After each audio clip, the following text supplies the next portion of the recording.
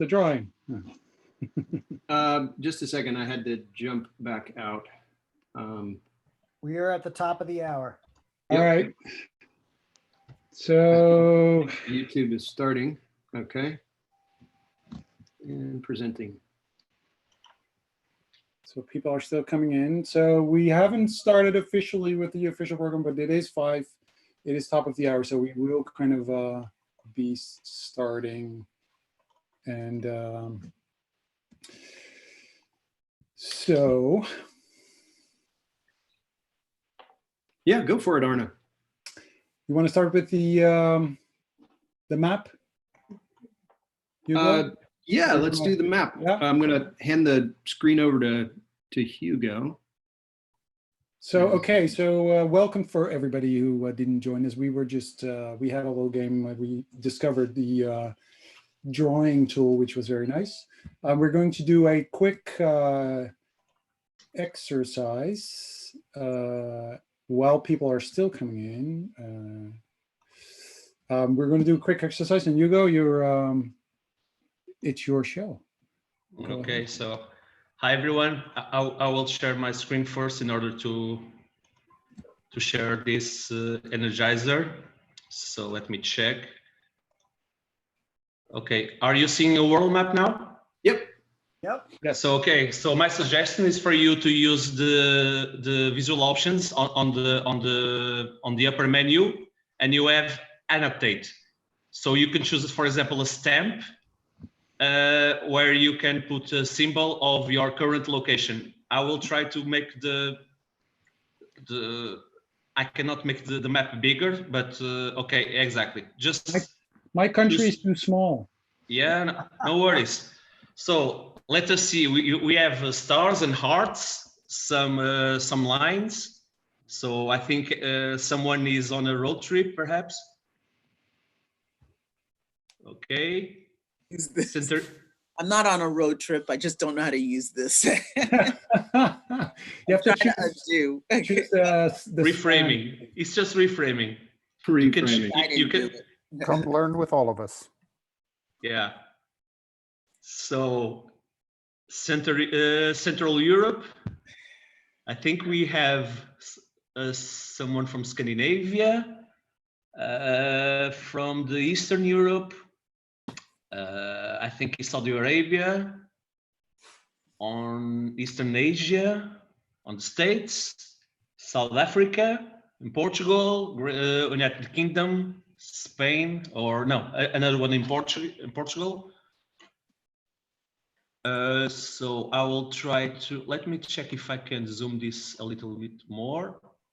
Somebody is transiting the Southern Indian Ocean. Yeah.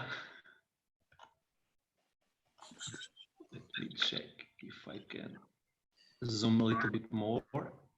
There are Yes. even islands there. Okay, sorry. Sorry guys. Just playing with this the first time. Yeah, that's why we're here. Then no worries. Yeah. Somebody post the URL to this particular file. I'm not able to access it. Arc in the Southern Atlantic. Yes, we have sharks now, and yachts, and tsunamis, and the Loch Ness monster now on the Pacific. So this could be a good, I don't know, this could be a good warm-up or another energizer for people with several locations in order for showing where we are. Yep. And also mixing the newly powers of drawing that we have discovered minutes ago. Totally, yeah. That's awesome. Very nice. It opens up new possibilities to actually do it all together. I didn't know everybody could do it actually. So that's really nice. You learn something new every day, right? Every day, Mark. You keep your eyes open and your mind open. Nice. So Mark, don't forget to save those pictures for our book. All right. Screen is saved. Okay. And hopefully that will work. But I'll also do the old fancy dancy. What do you call it? The Mac save. Boom. There we go. Okay. All right, cool. Thank you. We are So- off to the races. That's perfect. Thank you, Hugo. That was a great one. Thank you, guys. So I'm going to grab the screen back, if I may, and share our little Wednesday Web Jam deck. Back over here. And hopefully you guys are seeing that. Not yet, because I'm not sharing it yet. There we go. All right. So we're going to walk really quickly through the agenda. All right. So just super, super fast. Most of you have been here before. We're going to introduce the panelists. I'll do that in just a second. Our panelists, our invited guests, are going to present for 15-ish minutes. We're going to send you into breakout rooms, small ones, tiny ones, almost minuscule. And then we're going to have a panel discussion. And then, as you guys all know, well, right before we go to backstage to hang out for another half an hour backstage, we'll preview, Arno will preview what's coming next week, okay? Remember, we have the chat. You are on mute, but you welcome, I know you guys have already started to use the chat feature to introduce yourselves. You're muted, you can unmute, preferably when we get into the Q&A part. We are recording, so if you don't want your face to be captured, now's the time to turn off your video, but we would like for you to have your video on. And then remember, finally, if we end up going over time, you'll hear the cowbell, or maybe Yun Yen has a much less obnoxious little ringer item. Okay, so without further ado, I'd like to introduce our friend and colleague, Emma Jefferies. She also has Alex Keene with her, and she will introduce Alex. But Emma's been part of the Design Thinkers group for many, many years, and we are super excited to have her talk about the work that she and Alex and others have been doing in the space of moving from a me mindset to a we mindset. And so this is really going to be a lot of fun. We're going to have some deep discussion in small groups. And with that, I'm going to hand it over to you, Emma. I will stop sharing the screen and you can take over. Hi everyone, how's everyone doing? So today I'm really kind of honoured to speak to everyone here because it's the first time I've presented the work to an international audience. Although I know I see some similar, like some faces in the audience that I know very well. So I'm Emma Jefferies. I got my PhD from Northumbria University. I wrote 2 books on design and co-wrote them, tracking the history of how design thinking's in organizations. And really, for me, what happened is I got really passionate about empathy, and I got passionate about people actually really do shape people. And where a lot of this work for me started with empathy is it started in the UK tax office, and I developed a program called the Me We Workplace Empathy Program, and it's now starting to be linked with the inclusion agenda. It's starting to be linked with employee engagement and well-being. And Alex, and she's been there right from the start. So Alex, if you could introduce yourself. Will do. Thanks, Emma. Hi, everyone. And thank you so much for allowing me to be here. I've never joined one of these groups before, so thank you. As Emma mentioned, I've been working with Emma for probably the last 4 years or so. My background is very much product management, and more recently as head of product in a couple of different UK government agencies, or departments as we like to call them in the UK. So that's kind of really a very quick hello. Great. So yeah, as I said, where this work began was in the tax office, but really where it really began was with my mum. I've got a nice picture of her here. This is my mum here, Angela. And she gave me the environment where I could thrive as a young child. And she gave me this environment because I was dyslexic, and she gave me something where I could just thrive and just be myself. And ideally, I would love to see a world where people, I always wear bright colours, like would live in full colour and be themselves. And where we started with this work is was in the tax office, but what I want to do today with everyone here, which is why I'm really super excited, is to talk about how we go from this me to the we space. And a real good takeaway from here is that I want everyone, and everyone here is obviously, could be a practitioner in design thinking or is just interested in empathy. It's about how are we moving from our me to our we space. And the takeaway is afterwards for everyone to start really thinking about that. And that's something that we've really thought a lot about when we've been doing this work. So back in the day, I mean, when I started working with Alex on this small desk, working on this big digital, when I was a user researcher and I still was working with them, I was kind of working, and we did a big bit of design thinking work with the team and the stakeholders. And I started to kind of, when we went into this workshop, Alex asked me a lot of questions about what do you know about the users and everything like that. But what came out of the workshop is actually we weren't listening to our stakeholders. And because we weren't listening to our stakeholders, we were causing them pain and they were causing us pain. And we needed to really just listen and collaborate. And then we created a better product. Alex, I don't know if you can say anything more about that time. Yeah, sure. I think one of the things that really kind of, like, as you just mentioned, really struck me was in working with that group, working with the kind of really senior stakeholders who can always be a little bit crunchy. And by breaking down the barriers between the teams, it allowed them the space to almost break down the barriers between them and our users, so our citizens. And so noticed that they were then able to really identify and understand our citizens and our users and really empathize with them as well. And I think there was one stakeholder who kind of at the end of these couple of days said, wow, this is amazing. This is the first time I have ever put aside my ideas, my baggage, what I think, and focus solely on what our users need. And that was like this almost amazing revelation for him, which was fantastic. So that's what I remember, Emma. It was amazing to look back at that time. And I think during that time, as we got to blog about the work and what we were doing in terms of building the program, I had started to look back and observe what we had done, not just in that period of time, but to build the team to have empathy with each other and empathy with the wider team and the wider stakeholders and even wider government departments.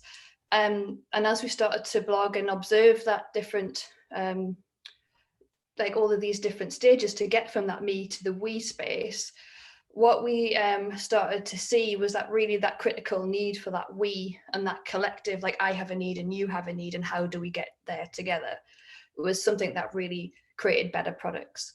So as we started to grow this work, and it's now spread to a lot of government departments, which we'll share a bit more, what we were seeing is that it was really, I was going to share what I now see as kind of the definition of empathy in the workplace that had to be defined a bit differently.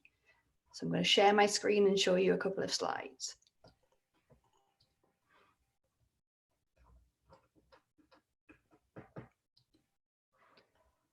Okay.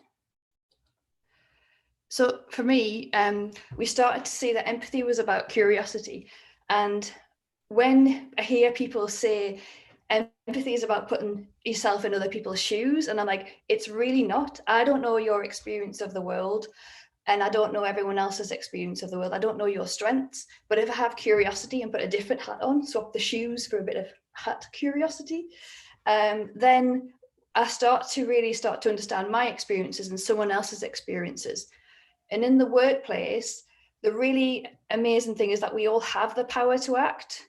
And what we were learning from the cross-government group that started to form around this work was a lot of people in the government were actually too over empathetic, and people had just not listened. So this was like a real key takeaway about we really just need to listen to each other to create better products and to create better relationships so we can do better work together. So this is what we got to in terms of what the me mindset was, reflecting through the steps of how we started to build these relationships and build better teams, was that when we are in a me mindset, we solely focus on our own goals, tasks, and sometimes when we get stressed, we go into this me mindset. And when we overlook the way we get there, and I think also when we started to understand a lot of the stories across government when we were listening to them, was that people actually in government do actually care. They come in, we've heard it to be a family firm, but after a while, the process is kind of taken over, and the process is you need to do it this way, and you've just got to get it done. So that's the me mindset. And when we move to that we mindset, it's all about, regardless of someone's job title, can we just see someone as human? And we say, I've got a need, you've got a need, and how do we get there together? And the next thing is when we see, this is really like the key thing, is we move to a place where we see people before process. When you're in this me mindset, it can feel really lonely and it can feel isolated. And when you get into the we mindset, it feels really connected and it feels like everyone's got your back. And for me, when I get into this space, when I get into my me mindset, it's because I've got stressed and I go right into my head, forget my whole rest of my body. And what I need to do is take a step back, allow myself space, which allows other people space. And Alex has got her own, when she goes into that me mindset. I'm just wondering if you can share that. Yeah, of course. I think for me, it's more when you're working in sometimes a really super competitive environment where that's personal competition between people wanting to progress or whatever. Sometimes for me, I can mimic that behavior and stop identifying with that person as a person. And it can be, again, very lonely. So for me, it's kind of taking that time, that space, that breath, actually to put my baggage aside. Don't assume for me to react to what they're saying with a assumption of where they're coming from, and just give the space to listen to them, to understand them. And I think in doing that, for me, I'm no expert, but in doing that, it allows the space for them to do the same back. That's what I would say. So for the last 2 years, I developed a program that started off with being trialed within HMRC. And it was really with this core question of how do we value people before process? And over 10 weeks, teams go through different themes every 2 weeks. They go through a theme of how are we listening together? How are we seeing, thinking, feeling, and acting?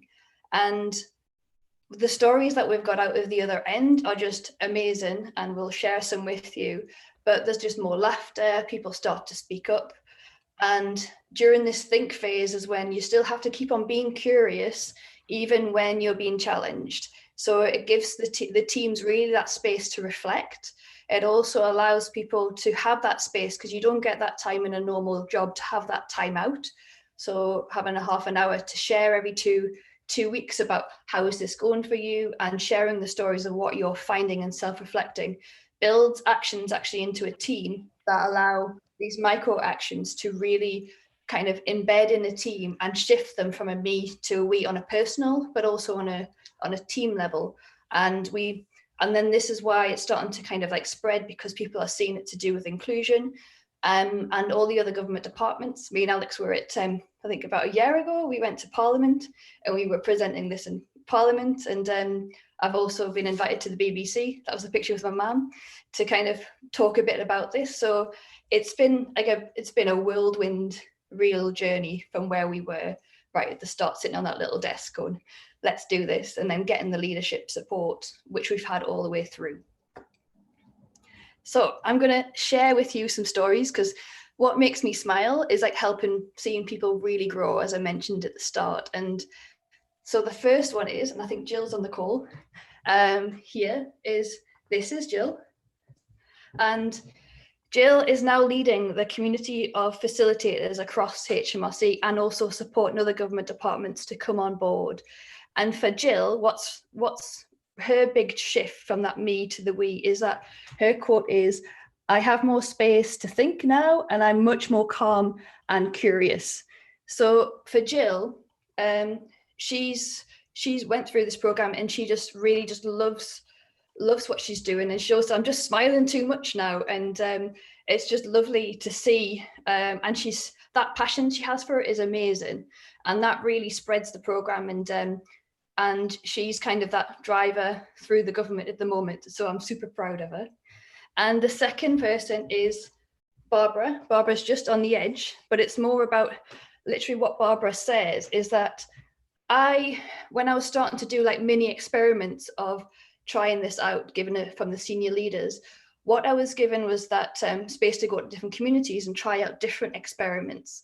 And Barbara went back to talk to her and she said 2 years later, she was still doing the same thing, but she learned from the experiments. So what Barbara said is that she was used to go into a meeting and she would kind of say, this is my view. And as a manager, I wouldn't listen to the team. But now she listens to the team and she has so much more self-awareness. And what she is like, she's so much more positive, and she's kind of want to become the core trainer alongside Jill of spreading this and developing the materials to become more appropriate to different contexts. So it's just amazing to see, and their passion for it is not ending, and that's why the passion is kind of spread into different government departments, which Alex can give an update. Yeah, sure. I'll be super quick because I'm conscious the cowbell might come out. So, so as Emma mentioned, the spread of this is amazing, because it feels almost like when we were in that meeting with all those departments, all those organisations, about 12, 14, it was almost like putting a glass of water in front of people who haven't drank for a long time. There's something about creating safe spaces, being able to challenge, being able to bring your whole self to work. And I know it sounds a little cliched, but something about that really taps into people and their desire to do that. For speed, I just want to share one story very quickly, which is Maggie. I need to stand back a little bit. So this is Maggie. She's one of the latest people to work with a team to do this. And Maggie's team started actually just before lockdown in the UK, just a few weeks back, starting to talk about empathy, starting to talk about the practices that they were doing, the activities they were doing. And they had this soul-searching moment of, do we carry on? And they decided, yes, actually now is the time we really, really need to carry on. And they found that they had really embedded that culture into the fabric of that team. So just one quote I want to share really quickly is Maggie said in a blog recently was, who wouldn't want to work with people who understand them and who are able to relate to their circumstances and feelings, and be able to use this to provide excellent services to our customers and users. And it was just like, well, who wouldn't? So thanks, Emma. That's probably about it for me. Brilliant. That was amazing. I haven't heard that one. So I'm just going to share the screen now, because we are about to go into the breakout groups. So share that. Just before we go into the breakout groups, I'm just going to say this is why it's super important, this work, that it's really key for our well-being. And when you're left out, it's much as a punch in the nose. And these are places where in the US, for the stats here, is like unengagement and burnout and bullying are quite high. But if people only feel listened to, Emma, it really creates a better I hate environment. to interrupt you, Emma, but we're seeing, I think, not the slide that you're trying to share for some reason. Cool. We're still seeing the circle slide there. Are you? Okay. Ooh, interesting. Okay, stop sharing. I wonder why that's happening. I might just move to the breakout. I can share that slide. Yeah, Why don't I do that? Yeah, that sounds good. Okay. Create. Great. Majority accents coming out, right? I'll be getting my American out now and here. So yeah, this is what I was saying about social connection and well-being. And when you feel alone, it's it can be up to kind of smoking when you feel that's like 15 cigarettes a day in your body. So this is not just something for teams and productivity, but it's about human well-being. But yeah, we want to find out from you about your me and how you go to that we space. So what we're going to do is we're going to put you into groups of 3 or 4 into different groups, and we're going to ask you 4 or 5 questions, which Steve's going to pop into the chat. And also he's going to pop into the chat the PDF of the workplace empathy, the questions we're going to ask, which are here. Mark, if you could go to the next page. Yep.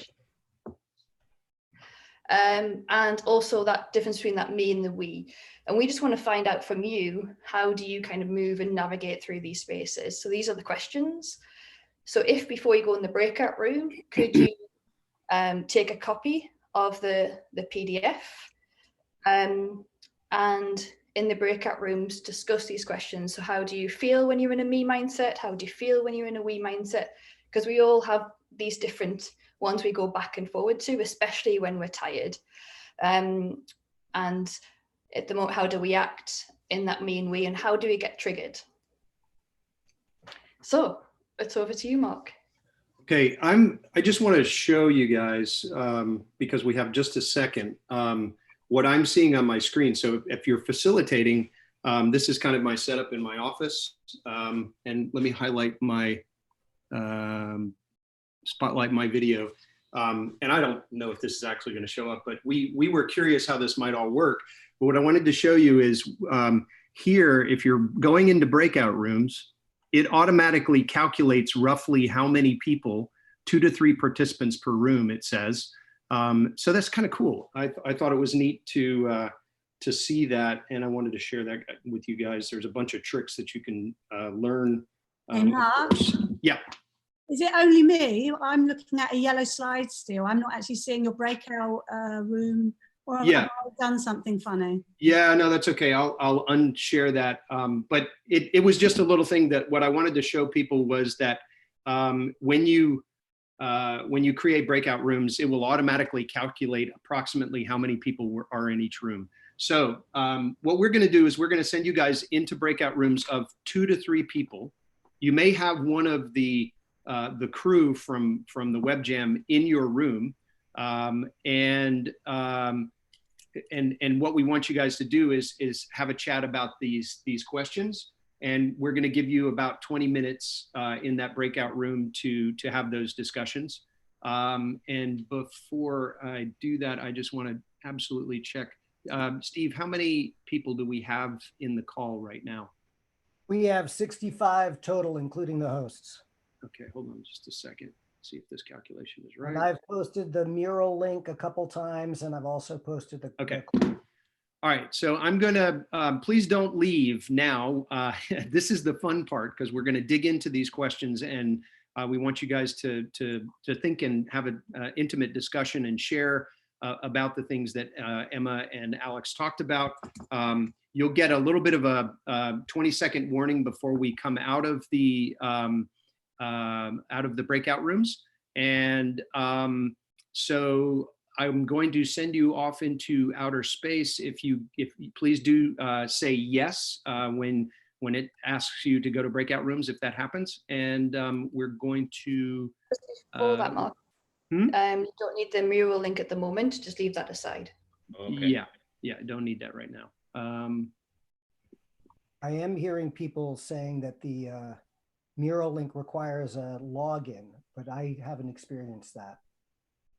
Yeah, we'll fix that, but we're not going to that yet. For some reason, breakout rooms are not starting the way they're supposed to.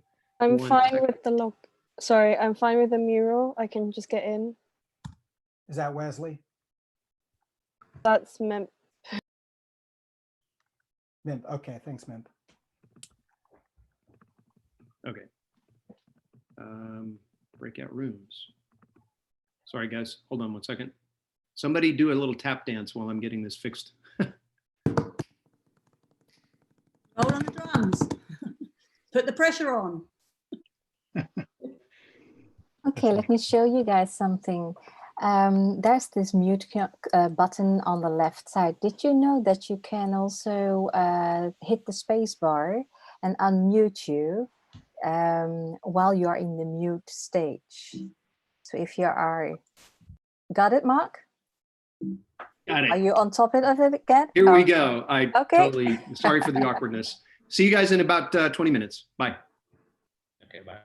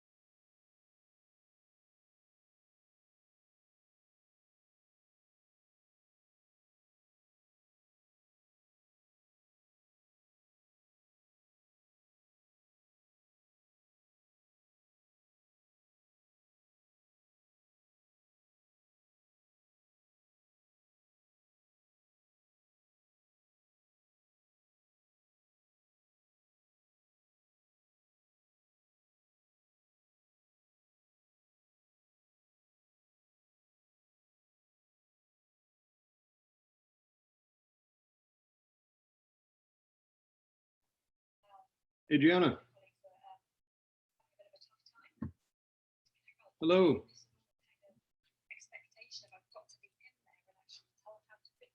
Adriana. Hi, Mark. Hey. How are you? Good, good. We're in breakout rooms right now.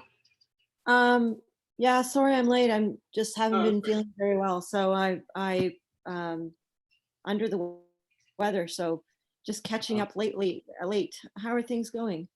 Good, good. Hold on just a second. I think I just screwed something up. Okay, there we go. And back there. Okay. Yeah, good. Really interesting discussion, that presentation that Emma just did. That they're now in small groups of 3 people until for another 12 minutes. So we're doing a nice long breakout with small, groups discussions. And Yeah. and so that's it's a little bit different. We've not done that before.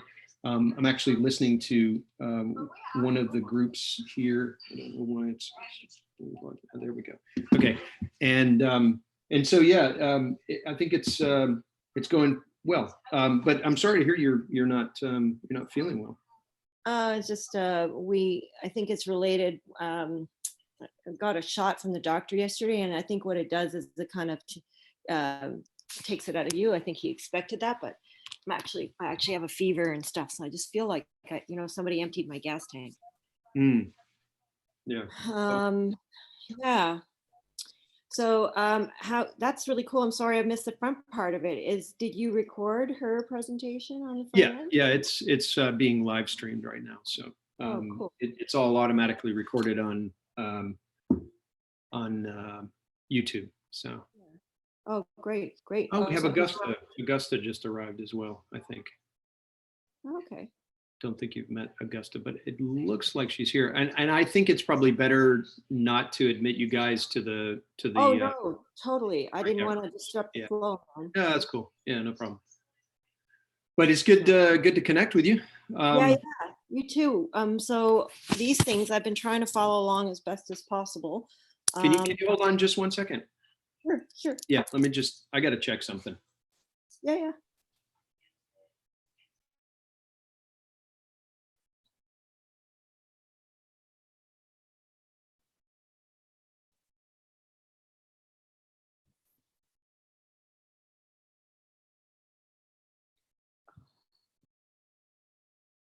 Okay. The reason I wanted to hold the chat was because this is being recorded and live streamed. The YouTube, for whatever reason, the way the YouTube integration with Zoom works, it follows me as the host. Right. So whatever we're talking about, whatever we're saying is being streamed live now.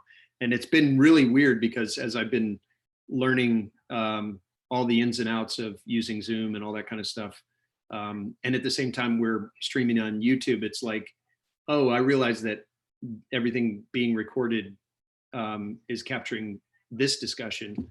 And I did get the sort of we're in a breakout room slide up. But before that, it was just showing me and my video, which is super awkward. Well, goodness gracious, now everybody knows how I'm feeling. Yeah, sorry about that. That's okay. Oh, that's funny. Anyway. Let's see, I think I got Augusta in the. Is she in the waiting room? Yeah, and I'm trying to figure out why.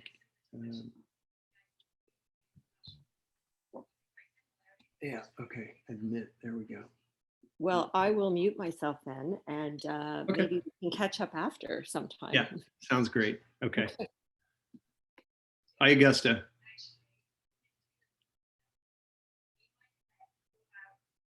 If you can hear me, we're in breakout rooms, and because what we're seeing right now, what I'm saying is all being live streamed to YouTube and being recorded. We'll probably edit this out, but we're probably not going to have a discussion. So because you came late, we're not going to throw you into a breakout room. You and Adriana and myself, we're going to sit here in the room and wait for everybody to come back in about 8 minutes, 9 minutes.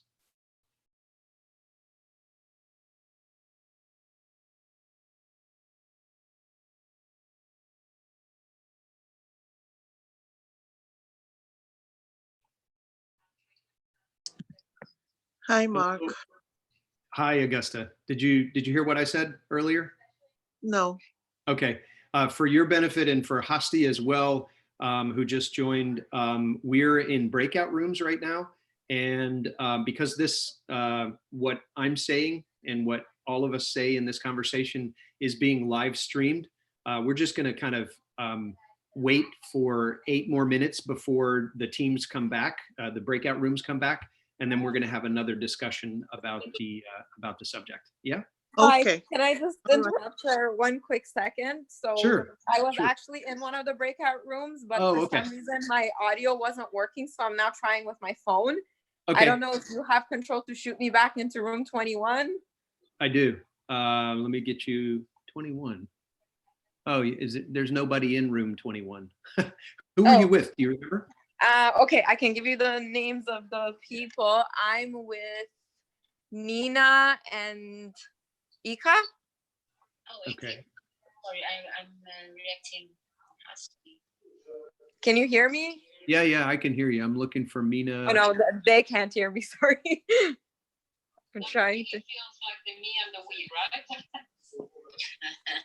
So it's Ika Oh yeah. Okay. Deltra. Okay. Yeah. Yep. Okay. I can get. Yep. Okay. I'm going to put you in there. Okay. Amazing. Thank you. There you go. Boom.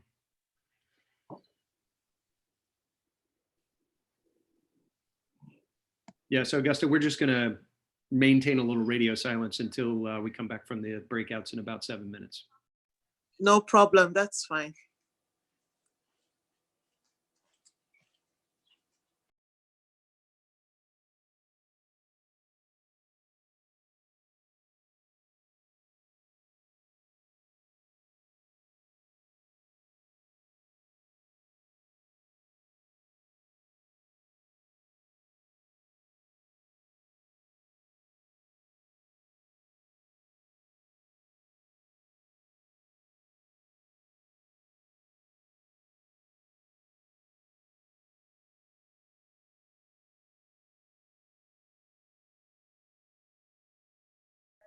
Hello.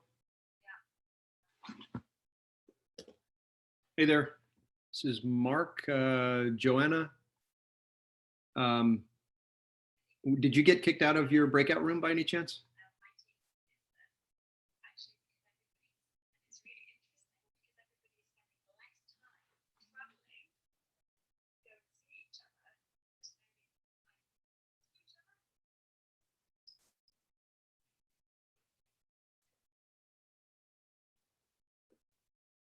Hi, Joanna. If you need to be moved into a breakout room because you got kicked out, just let me know, please.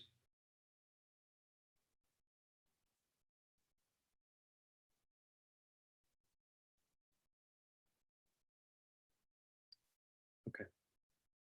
Just speak up if you need me to move you somewhere.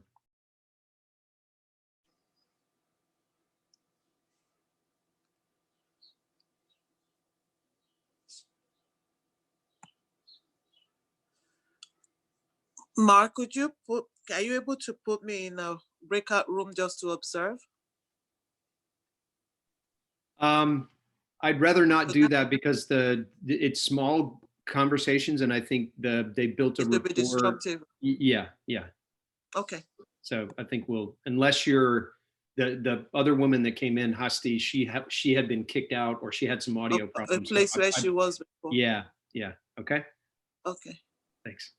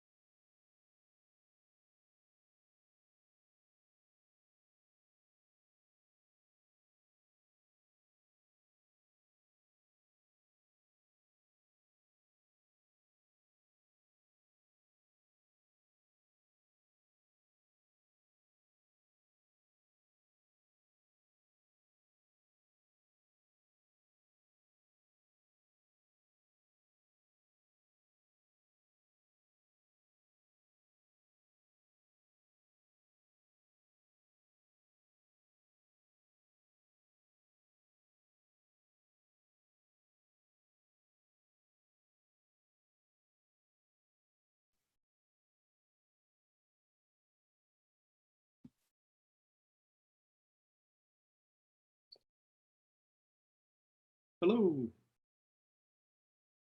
Have I got people back on audio and all that kind of stuff? Yes, I think so. Hey. Yes, hi. Coming We're back. back. Cool. That was awesome. I got to listen in a little bit. I won't say who I was listening to, but it was very interesting. The mural's a little messy looking. It looks like some people moved around the frame behind it. Fix it. Mural seemed hard to use, so we actually ended up taking most of our notes off to the side. And in fact, I started to type frustrated, and I got frust, and then someone moved my stuff, and I was like, "Well, that's funny." We were supposed to be in mural. I don't think we even got there. No, you actually weren't supposed to be in mural, but it looks like the chaos has reigned supreme, which is awesome. Which is great. Yeah, Look at that. the background wasn't like a master slide. It was part of the editable components. Yeah. So yeah. it just Okay. went to just went Okay. bonkers. All right. If we could all stop touching it, right? Seriously, if we all can stop touching it for just a minute, then I'll ask, is that Manuel? Right? Manuel, are you able to freeze it, or does that? I have no idea. It was the second time I've used it. Okay. I don't Well, know. then please don't touch anymore for just a second. Okay. Mark, I think you have an option where you can freeze. You can lock all the components. That's what I would like to do if everybody would quit touching it. Okay, so my hands are up. If you are the owner of Mural, you can lock the template. This is correct, and I am aware of that, and I'm doing my best to do that right now. But I need everybody to stop messing around with it. But I think it's going to end up being chaos no matter what we do. Like we're in a sandbox. We are in a sandbox, so stop throwing the sand. No, I like it. It's all good. I'm gonna Here's mess what with let's go ahead and want to play more. let's go ahead and just start the discussion. And the idea with this mural, folks, was to use it as just a place to capture the conversation. And it's great that you've already started to populate that. And I'm going to hand it over to you, Emma and Alex, and let's just talk a little bit about what that was like for everybody. I found that super interesting because there's some things I've not thought about for other people, and some of the themes that were coming up in our conversations were about inclusion, and also about as you get older, which I not thought about, you get more confident, so you're more comfortable in that we space as well. Alex, I don't know how was it for you? Yeah, I'd say really similar. We did diverge a little bit, and Mark very kindly brought us back onto topic. Had some really good conversations, especially around kind of what it means in the current situation and how we're working as teams and showing empathy within teams and how we're breaking down those silos and holding that space within the teams to create that broader understanding whilst all being very remote and home-based. So some really interesting conversations around that. Yeah, absolutely. But I would love to hear what anybody else thought, felt, or any questions.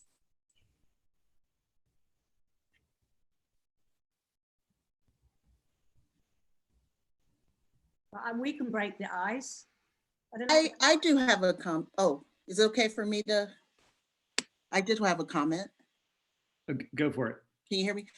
I mean, it's interesting because this whole thing has reminded me of a saying I heard recently where it said, don't design for someone who's not in the room.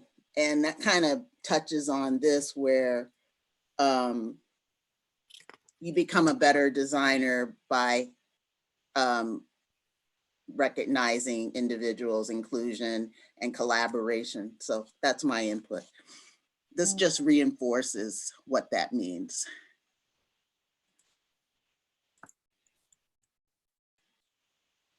Someone else? That was clear. Yeah. Thank you. No, it was.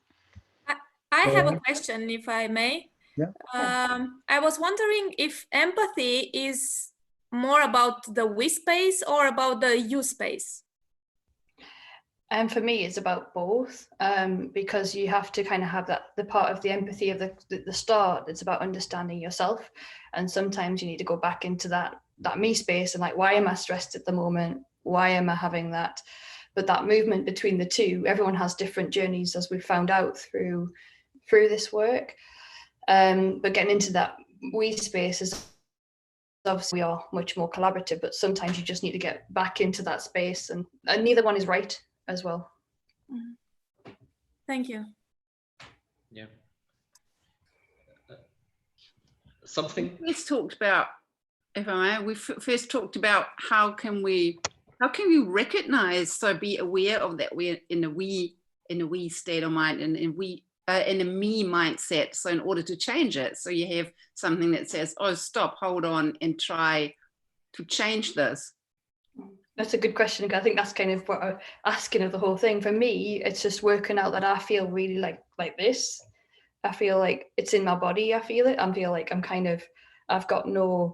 just feel I've got no space. And that's because either if I'm working with someone and I feel like, okay, I just need to get on board with like, what am I actually thinking at this time and what do I actually need? And then somehow my space kind of opens up. I don't know, Alex, have you got any kind of, for you, what happens for you? Yeah, sure. And we were talking a bit about this, about actually it's something that whilst it might be natural to want to understand others and to be empathetic to others, actually it takes quite a lot of hard work. Empathy isn't kind of a soft skill, and it takes a lot of practice through things like some of the exercises, the activities we were talking about, to really hone those skills, to be able to recognize in yourself when it is that you're perhaps not listening, or perhaps when you aren't holding the space for somebody else, and being able to recognize that with yourself. It's practice. That sounds incredibly wishy-washy, but it is, I think, practice, because it's not always something that's incredibly natural at all times.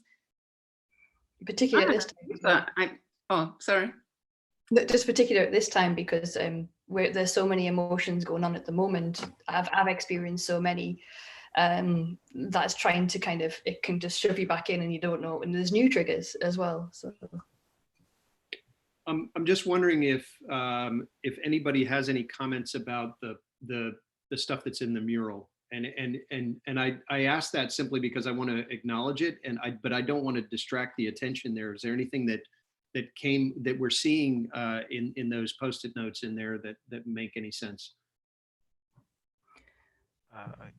Yeah, I think one of the and it relates a bit to the how can we detect in which mindset are we, and for me, and I see that for a lot of different people, one of the ways that I recognize that I'm in a me mindset is that ideas just stop flowing, and my creativity goes down like 100 points. And on the other hand, when I'm in a we mindset, I'm bursting with ideas. I feel energized, and a lot of people are saying that I adapt to the flow of the group. I can contribute with my ideas. So there's something to be said about the amount of creativity being related to that and being used as a way to detect in which mindset you are. But however, there are a lot of creative genius that worked entrenched in bunkers, or in towers or whatever. So might not be related, but at least for me and apparently for some other people, it's a sign. It's about flow, because for some parts of the me mindset, the words that come out are not about emotions, but about flowing, disconnection, not being aware, feeling stuck, feeling frozen. And with the we mindset, those words are totally different. It's about sharing. It's about I don't care. It's about I want to offer this to the world. So I have physical sensations when I am in me mindset. Yeah. I feel like frozen. I feel like I don't know, tight. I think I cannot be flowing. Okay. So, thank you, Hugo. I want to throw this over because we're going to go into backstage if anybody wants to hang out. But I want to have Emma one last word, and then we'll throw it over to Arna, and Arna can introduce what's going to happen next week. And then we'll go into backstage and we'll have another half an hour to have a deeper discussion. So over to you, Emma. Hugo, that's an amazing point, because I think this is just the last quote that I thought to end on, was that if you rewire the organizations to put people first, if each team actually physically did that, you rewire our human biology. Because it's a bit, if our stress is there, or if we're goal focused, we ignore the people around us, and we need social connection even more than ever at this point in time. So yeah, so I think that's kind of where I feel the work is going as well. And I'm really glad that Alex could join. Is there anything, Alex, that you kind of want to mention at the end? I just want to kind of really say thank you so much for having us, really, and hopefully hang out backstage. But yeah, it's been great to meet everyone. That's all. Thank you. Thank you. And Emma, maybe one of your colleagues from the UK, I think, is wanting to say something, possibly. Yeah. Jill there? Jill, are you there? Oh, went on mute. Oh, off mute. Hi, it's Maggie here. Oh, it's Maggie. Cool. Hello. Hi. Yeah. I just wanted to say, just to add to what my group was talking about in the breakout session there, we talked about how it can feel very, very isolating to be in the me space. And that's one of the ways that you can detect if you are in that space, because you're feeling really quite vulnerable. There are obviously situations where you need to be in the me space. I think it's perfectly, or we all thought that it's perfectly okay to be in either space, but it's about recognizing where you are and getting yourself over the line into the we space when you need to, and making sure that you do that appropriately. And we talked about how empowering it is as well to find yourself in that we space, and actually the feelings of moving the team forward, and how that can be incredibly liberating and empowering when you realize that you're there. So that was my contribution to this. Thank you very much. All right. Thank you, Maggie. I'm going to throw it to Arna real quick. And real quick. Arna, are you there, buddy? I am here. I'm right next to you. In my screen, I'm right next to you. But probably... oh, there you are. You're right in the middle. You're right there. Hello. So for next, because we are going to finish the official program because it's top of the hour, and we are going to move into our backstage where we are going to relax and just talk amongst ourselves about what actually happened. So Wednesday, the 13th, we are going to have Marjolein van Eersel as our special guest, and the topic will be personal resilience, to the ability to bounce forward, as very much related to the topic of today. So we will have an opportunity to kind of dig a little deeper into the topic of happiness and workplace happiness and empathy and everything we talked about, in safe spaces and the likes. So hope that you can join us there. That would be awesome. And now we are going to move backstage because it's 2 minutes past the hour, and we want to keep to the timing that we promised. So thank you very much for joining. Hope to see you next week. You are free to leave. The official program is ended, but if you want to hang with us, please do. And that's really it. So thank you very much. If you're leaving, goodbye. Thank you very much. And I just posted a link to the survey. We would love to get some feedback from you guys on the web jams. We'll send that also in the follow-up email invitation for next week. But if you could, while it's fresh in your mind, take 4 minutes. It's 4 minutes of your time to give us a little bit of feedback. That would be super cool. Awesome sauce. And join our LinkedIn group. It's join our LinkedIn group. It's the best group on LinkedIn. There's no better. It's really the bestest group on LinkedIn is our Wednesday Web Jam group. Yes. Seriously, isn't it? All right, are we going backstage? Let's go backstage. All right, go. We are backstage officially now. All right. So, how was that, Emma? That was cool.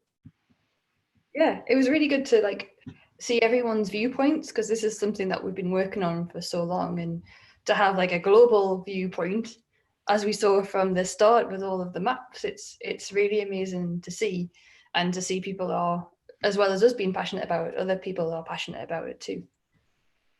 Yeah. And I think as well, the resonance, irrespective of where on the globe you are, the same kind of things coming up, the same kind of thoughts, the same feelings, the same connections. Really, really interesting. Yeah, we did. It was kind of, I mean, we had so maybe if Sherry, are you still there? But I mean, in my group, I heard that 80% of the people employed in the US are unhappy in their job. And I was a bit shocked because of the number, like 80% unhappy in their job. That's so you have a lot of work to do. So you better go and do some serious, changing, because that's awful. That's just really terrible. I'm sure that it's worse in the U.S., but I honestly, I think that's a problem. I think it's a problem around the world. I think sure. I kind of Emma and I actually connected a year or so ago when I was doing a talk at a conference, and I was wanting to talk about how I think one of the biggest impediments to innovation is the pyramid structure that we inherited from probably the Catholic Church, or even before then, or the Egyptians. Somebody, yeah. That's what I think. Right. Like, but that structure of having command and control was really activated during the Industrial Revolution, and it was all about controlling things so that they could get people to produce product over and over again. And everything in our society now is modeled after that, and the education system is also modeled after that. And what I think ends up happening is that organizations, everybody falls into that same paradigm, which really is horrible, because most people, that you spend 60% of your life working, and it's just such a waste of human capital and human energy, and missed happiness to have people just going through the motions. So I did this stuff, this we stuff, and what Meyerline's going to be talking about, resilience and turning back to the soft side of innovation. To me, that's the future. And this COVID thing, in my opinion, has done nothing but just sort of make that really shine and become super obvious. Interesting. Yeah. It's well, I as you were speaking, Mark, I reverted to motherhood. And I mean, a lot of people would say when you're born, it's all about me. That, when you're young, it's all about me. I want this. Selfishness is part of the human experience.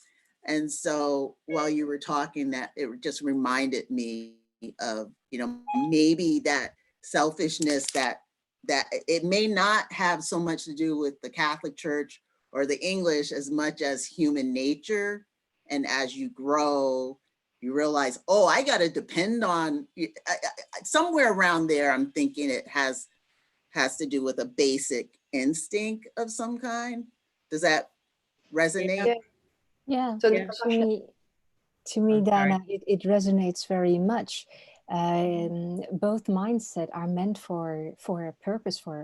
There's a reason why we grew from me to we. I'd love to hear Emma's opinion on that. There must be a purpose.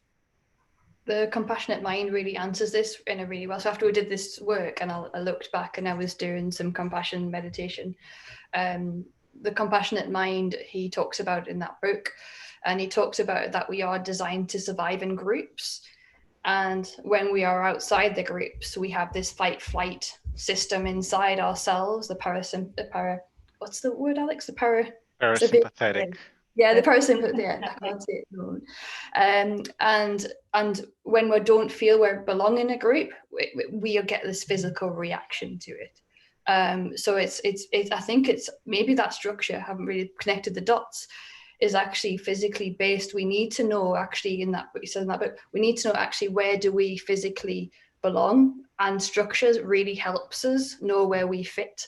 So that's a fundamental human need as well, to know where we fit, but also yeah, when we feel outside of a group, that's when it really hurts physically. I mean, I guess I was more thinking of in terms of as we age, maybe as you get older, you realize that you have to, that it's an interdependent world. And I mean, the human brain doesn't completely mature, let's hope, until around the age of 30. So I kind of wonder if there's something there too, because when you're young, you know, your parents take care of everything. It's me, and a lot of times we spoil our children. And then as you get older, you realize, hey, you know, I need to get a job. Maybe I need to be a little bit more open. That's what I'm trying to say. As far as in terms of maturing as a person, I think you start realizing that too. That is an interdependent world. And something in my group that was also, we talked about, which I kind of feel very strongly about is safety. So if you talk about, you know, if you are in a survival mode, you're not in a safe space. So being in a safe space, creating a safe space, I think that's also different if you're not in a safe space. And I think if you're, no, so both maturing, and if you have, you know, I have a teenage daughter, for instance, but so I mean, there's a process in maturing, obviously, but there's also a process of starting to kind of, we also talked about the they mindset, by the way. It's like, they think this of me, you think that they don't, probably, and my daughter is very much in a they mindset of, you know, self-aware, very much self-aware, and not being able to kind of, you know how to act and who she is, and her personality is still developing, et cetera, et cetera. But creating sort of safe space in the family, so you can talk about these things, creating safe space in you know, in your community, in the workspace, for people to actually, you know, be open and share things. I think so. Creating a safe space, I think, is also a important. Yeah, but I think it's just I very much like the idea of having a body component in it, because I think it's, yes, of course, children, young people are going through certain stages, but young children are very, very compassionate. So if you teach them, and they can feel very, very lonely if they go into a group and they understand group dynamics at a very, very early age. So if you start with yourself and try and get an idea when you're really in a me mindset and in a we mindset, and have this bodily reaction. So this is just like a sort of training, as Alex said earlier, that it's really hard practice to be empathic. And but you should do that, like you do yoga with young children, so they get a body feedback, and they can create that self-awareness, because there's so much at a certain age, like if they're teenagers, there's so much in the outer world, but they need to reconnect to themselves. And I think that's what it's really about. And so, then it'll be easier. Can we practice it? I believe, yes. Is it something, is it maybe, do we take it for granted that when you're a teenager, you don't have empathy because you didn't develop your brain, or but you can actually practice it? How would you practice empathy? Can I just share something? Yeah. Regarding that me and that practice, I know some methods that in fact help doing that, and it's quite easy. It's just one very, very single question that we usually don't do to ourselves. That's, what am I feeling? It's enough. It's just for us to think and to feel, because most of the times we don't feel. We just think about it, and we just go for assumptions, and we go for a lot of things. If we begin to be more honest with ourselves and ask that question, what am I feeling? And we realize that sometimes we are angry with others because we are angry with ourselves. And sometimes it's difficult to deal with that. If we begin to deal with that, what am I feeling? I think it's a great point, and I think this will be the first step. So be empathetic with yourself. first, so that you can feel where you are, how do you feel, and where you are with physical situations, so that you can connect with others and then be the connector.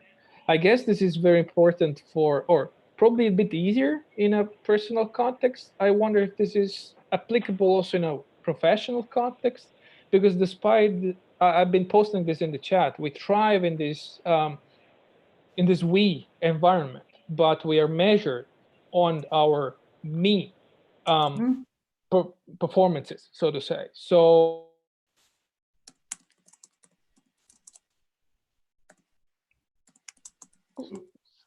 we lost you?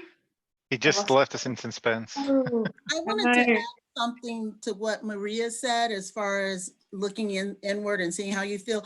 Another important thing is to be able to put a word on it, because there's maybe 30 different feelings a person or emotions a person can have.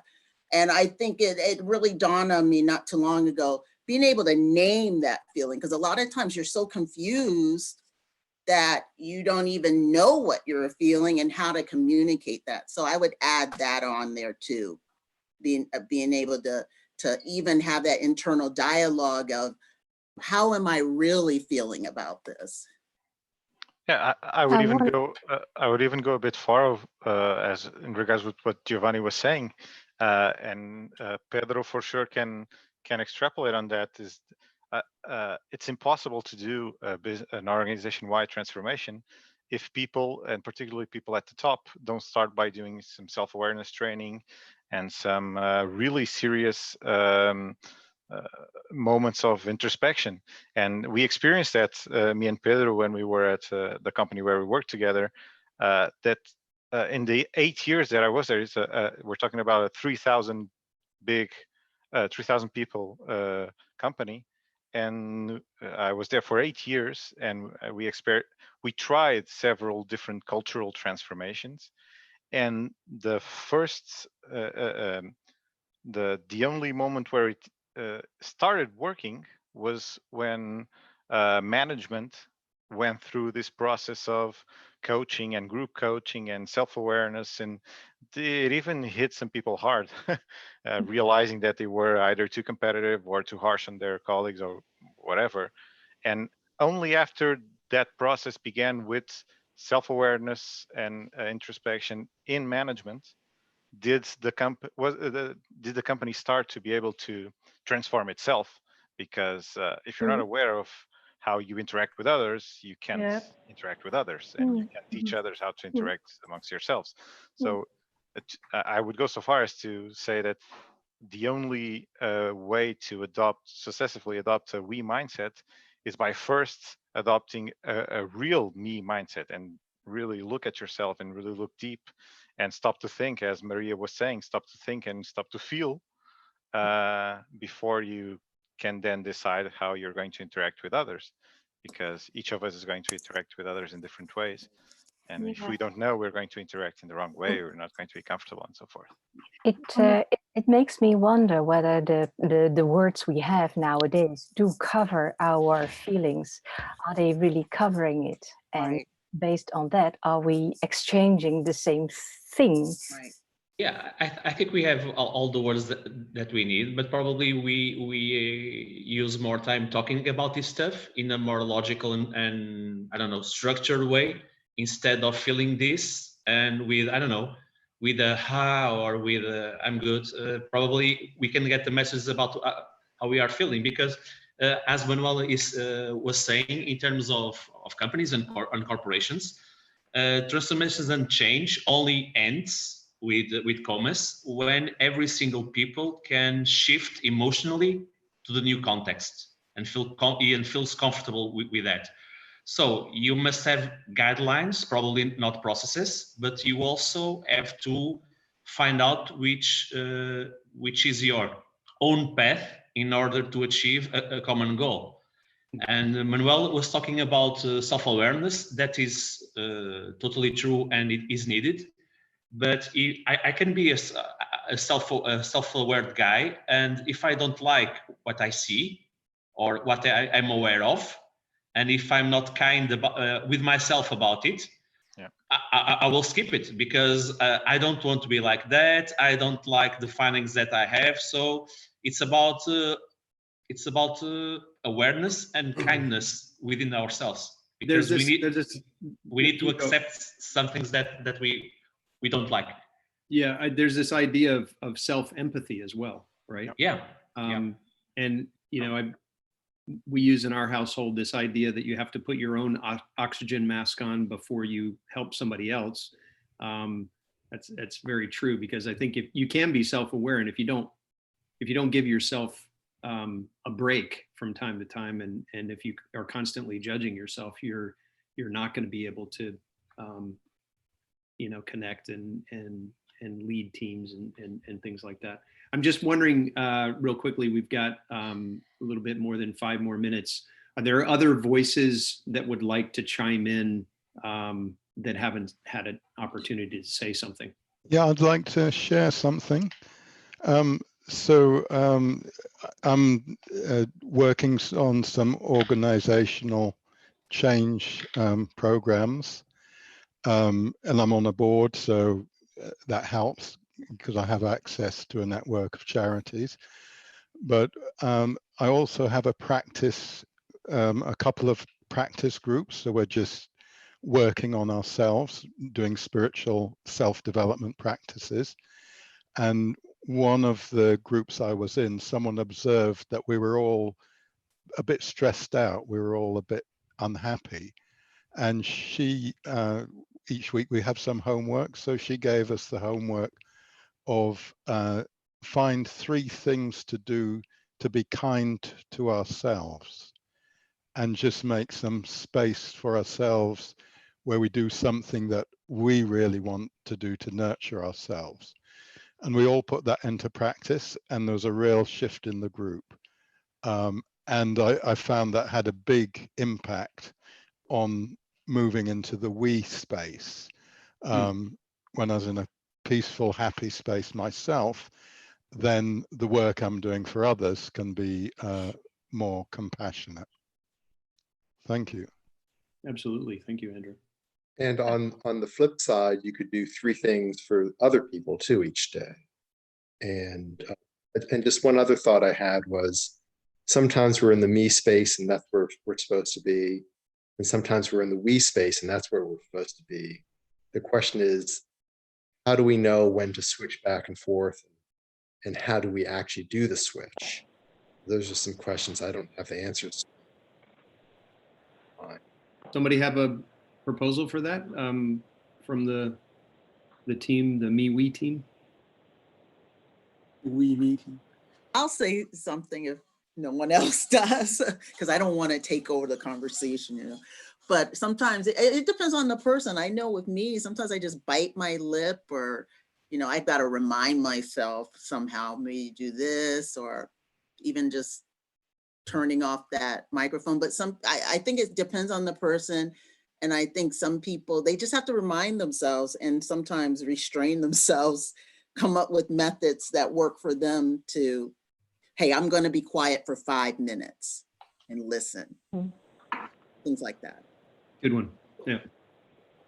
I think I'm probably building as well, is that everyone takes a different journey from that me to that we space and keeps on going back to it. But I think coming back to that self-compassion, as long as you're compassionate with yourself, and then you can show up as human, other people then show up as human around you.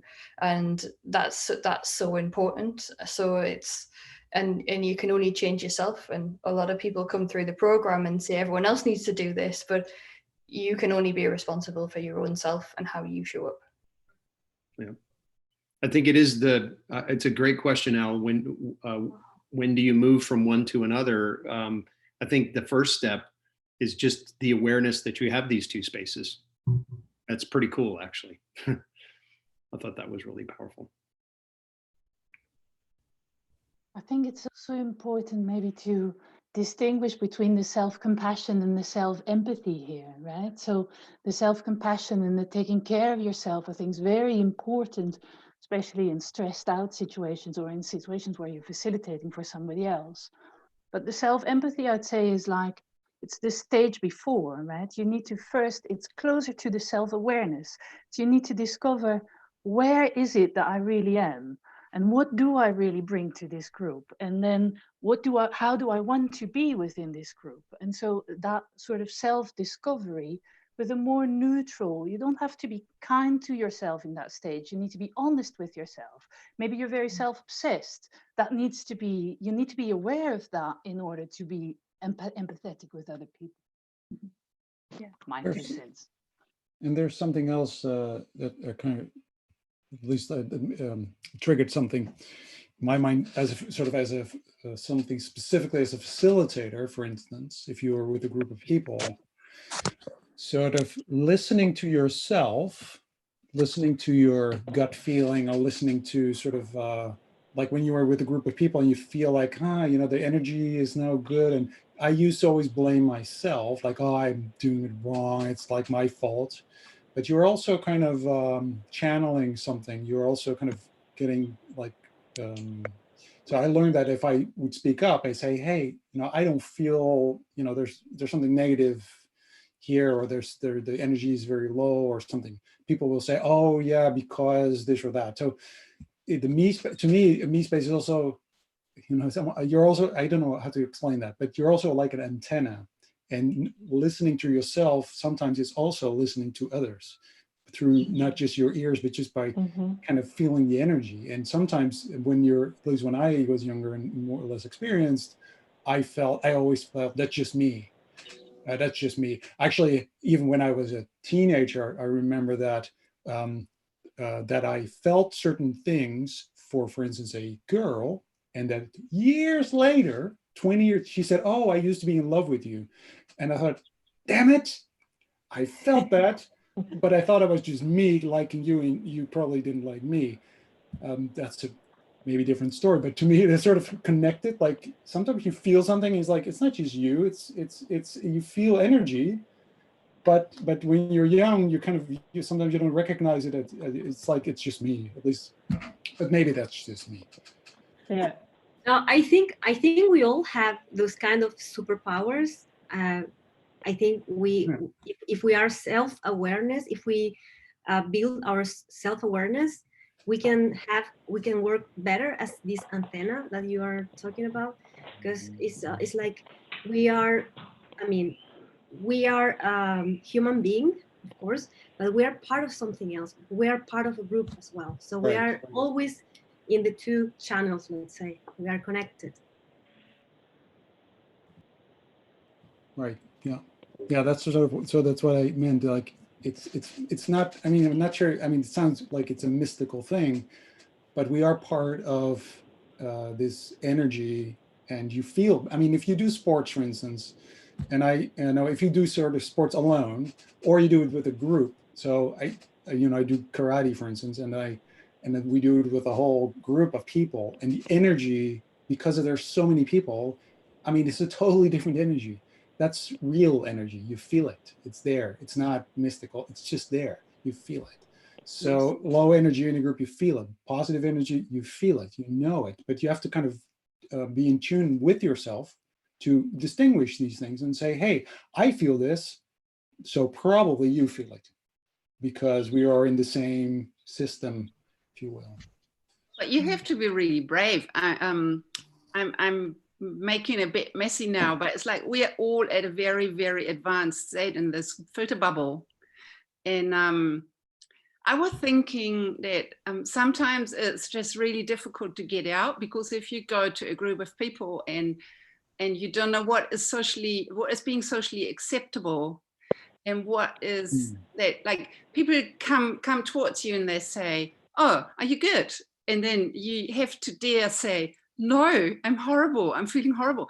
And who does that? If you haven't assessed who's in that group, who's part of the group, so who will be able to say that? Yeah. So we're all building up on each other's experiences, and we're feeling what is in the group, and maybe we're or the greatest part of us is being in the role of the facilitator, and is well trained in receiving this energy. But sometimes for other people, it's like really, really difficult to get out of this little cage and say, well, no, I dare speak up. Yep, true. Quick, just check in with Maggie because she's on the phone and I see her popping up every once in a while. I'm wondering if you wanted to say something, Maggie. Yeah, no, this is absolutely fascinating. Thank you very, very much for this. I think it's very interesting, the shift from the space from me to we and how we realise that we're in that space, I think is one of the integral things. Probably the most difficult thing as well to navigate, but I do think in all of this that it's important to remember that the feeling of empathy, we talked about it being something innate from when you're born. It isn't something that we need to learn. It's more something that we need to rediscover and relearn. And it isn't a tool. It's an absolute skill. It's a life skill, and it's something that we can pull out and nurture. And it is there in everybody. It's just a case of, first of all, wanting to look for it, and secondly, knowing enough about ourselves to be able to kind of give ourselves a talking to and bring that thing to the surface, because it is absolutely a good thing to do. And it's, I think, again, it's about bringing people on that journey with us. We can't make everyone want to come with us on that, but hopefully it'll be a cumulative effect. The more people who feel like this, the easier it will be for other people to reconnect with themselves and bring that out. Yeah. Thank you. Wonderful closing note. Thank you, Maggie. We are at the bottom of the hour. What do you say there, Arne?